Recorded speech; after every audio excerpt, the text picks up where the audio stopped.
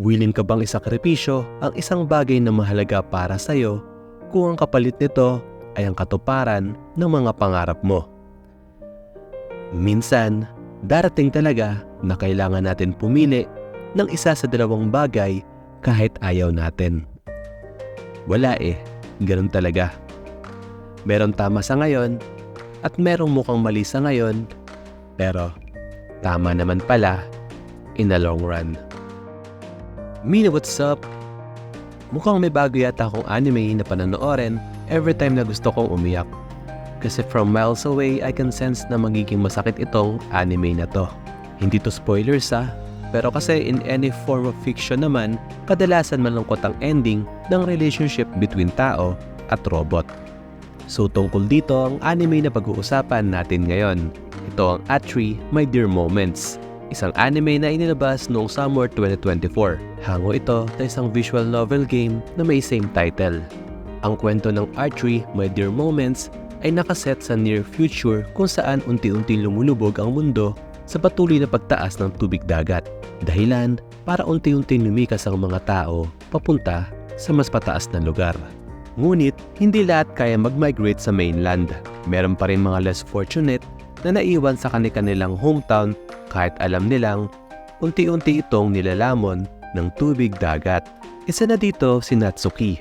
Duwang kinaibahan niya is by choice ang reason niya kaya siya bumalik at nanatili sa kanyang maliit na bayan. Dala ng trauma sa syudad at pandidiscriminate sa kanya sa dahilan ng isa siyang amputee na nagiging hadlang na maituloy niya ang mga gusto niyang gawin. Mas pinili niya na lang manirahan sa submarine na ipinamana sa kanya ng kanyang namayapang lola na isang oceanologist. Ayon sa kakilala ni Natsuki, may nakatagong kayamanan sa dating laboratory ng kanyang lola. Out of desperation, sinisid niya ang ilalim ng dagat gamit ang submarine kung saan nakita niya ang napakahalagang itinatago ng kanyang lola. Hindi ito 1999 Holo Charizard First Edition Pokemon card or pera. Kung hindi, isang high-performance robot na sa sobrang advance, mapapaisip ka kung isa pa ba tong robot o tao. Siya si Atri. Walang record tungkol sa kanya at walang may idea kung bakit bago ilabas ang mga model gaya niya ay agad itong pinull out sa market. Kaya ang mga gaya ni Atri ay nabibili sa napakalaking halaga. Nakaprogram sa kanya na to pa rin ang huling order ng lola ni Natsuki na siyang dating may-ari kay Atri. Kaso ang problema, hindi niya to maalala.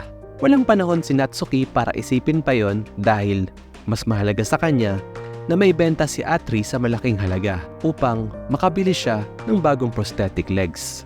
Bilang bagong owner ni Atri, wala siyang karapatan tumanggi sa kagustuhan ni Natsuki. Saka besides, robot lang naman diba si Atri? So technically wala itong supposed to be nararamdaman kung ibenta siya ni Natsuki.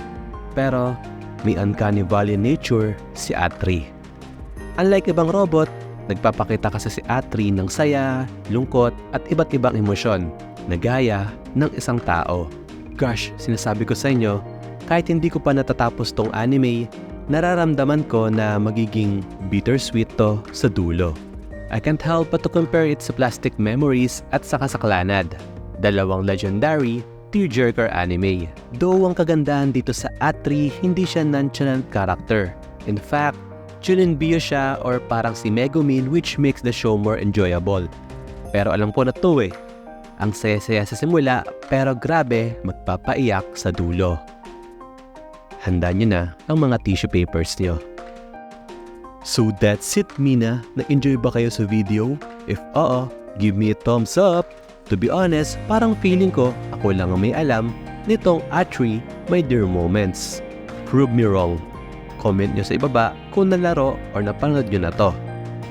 With that, well, yun lang.